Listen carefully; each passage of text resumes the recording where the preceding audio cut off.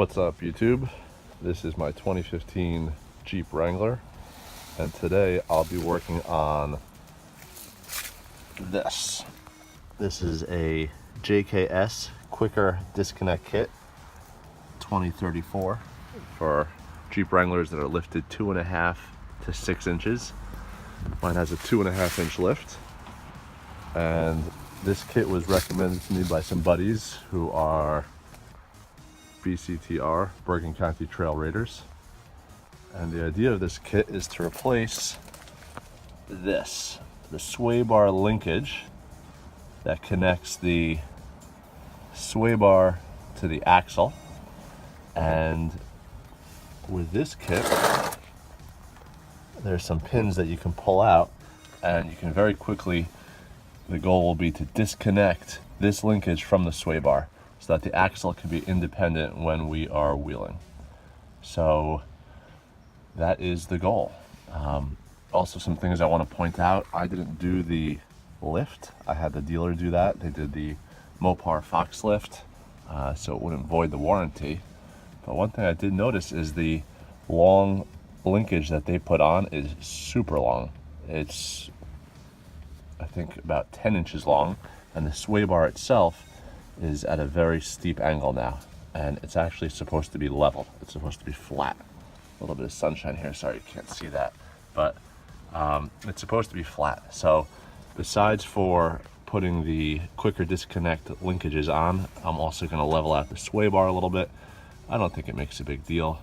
Probably the longer linkages just give a little more flex and maybe slightly more body roll. So maybe another advantage of this kit is that there's going to be less roll when I'm driving on the road, but I'm going to have an independent axle when I'm wheeling. So I'm also going to time myself how long this takes. I'm working alone in my driveway. So at this point, I've opened the quicker disconnect package, and I went online to review installation instructions. And installation instructions are really nice and clear. They have a tools required list.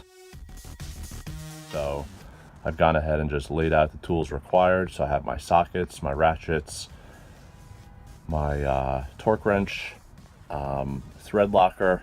They recommend a small punch or Phillips driver, and you'll see what that's for in a few minutes. Open end wrenches.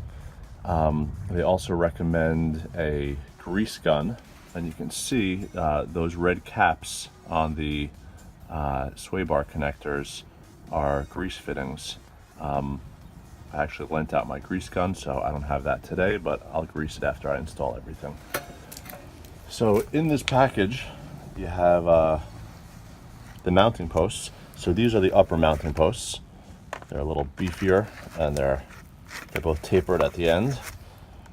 And then for the lower mounting posts, you'll see a difference.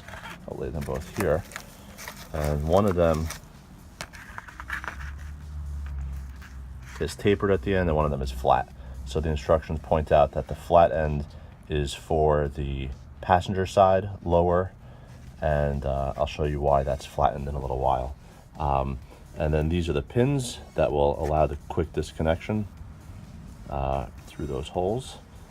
So I'll begin installing this now. Okay, at this point, I've removed the lower mounting post from the passenger side, and I stopped at this point where I loosened the mounting post, the lower mounting post on the driver's side, because I wanted to show you something.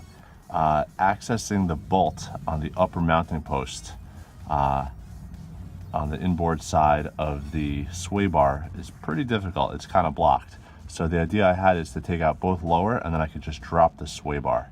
So that's what I'm going to do right now. Both bolts are loosened on both sides, the lower ones. I'm going to take that out, and then this is what I was telling you. You can just push that sway bar down, and then you have plenty of access. So that's what I recommend. Do the two lowers first in the disassembly, and then you can just take care of the uppers. Okay, so my sway bar is still in the down position, but I wanted to show you how I installed the upper mounting post. So I have my ratchet on the inside there, and this is the punch tool that they recommend that you use, because you can insert that into the pinhole here and use that to hold the post as you tighten the bolt on the back. Also, what that allows you to do is put the pin hole parallel to the sway bar, which it needs to be, or in the horizontal position parallel to the ground. So even though my sway bar is in the down position, not parallel to the ground now, I could put the tool in there and basically see that I've got the pinhole parallel to the sway bar. So now I've completed the driver's side mounting post installation. The lower mounting post is now in as well, and the same thing, that pinhole has to be horizontal or parallel to the ground. And the upper, the sway bar is still dropped because I have to do the installation on the driver's side, but as soon as I lift that sway bar up, that mounting hole will be parallel to the ground. So now I've completed the installation of the mounting posts on the passenger side. So as you can see, the upper mounting post points outboard, the lower mounting post points inward, and this is the one that's been flattened off so that it won't interfere with the track bar mount that's connected to the axle.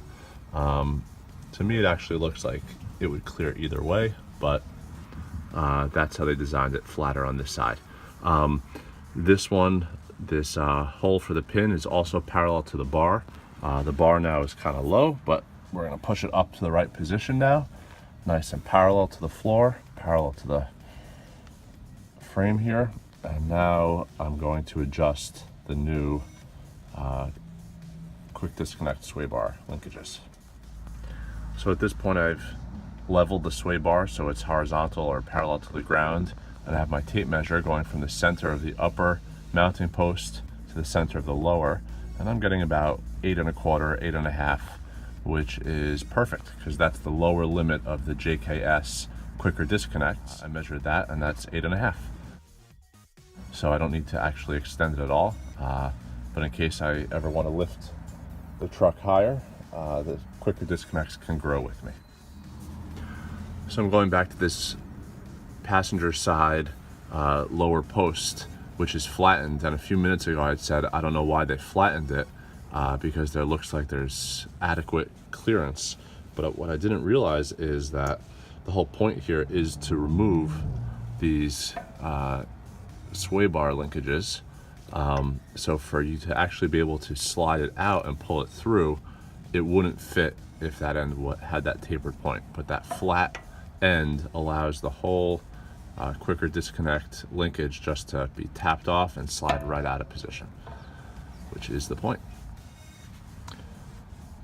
The new sway bar linkage, the quicker disconnect, slid on very, very easily, and now you can see the pinhole on the upper and the pinhole on the lower, both horizontal, facing forward, and there are these really easy to use pin rings. I'll try to do this with one hand, and all you do is position it in there, you bend the ring out, and you slide it all the way in, and that's it. It's in there. That thing can't pop off now, but once we hit the trail, all we need to do is grab this ring, pop it off, and then tap that off, pull it out, just like that, done. Also, my buddies told me about bringing like a zip tie or making a bracket over here just to hold the sway bar so it doesn't slide down and interfere with these components. So I guess low tech, low budget would be just to have a zip tie, but I may create just some sort of little bracket or screw or something just to hold that. All right, now I'm gonna do the driver's side. So this completes the installation of my JKS quicker disconnects. The whole installation took me an hour flat, and that's with stopping to video and take pictures. So I would say it's about a 45-minute installation.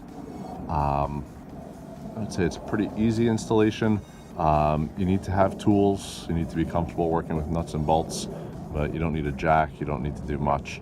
So overall, it's an easy install, and I'm really looking forward to next week, next Sunday, a week from today, going wheeling with my buddies. So it's the first time I'll get to test it out.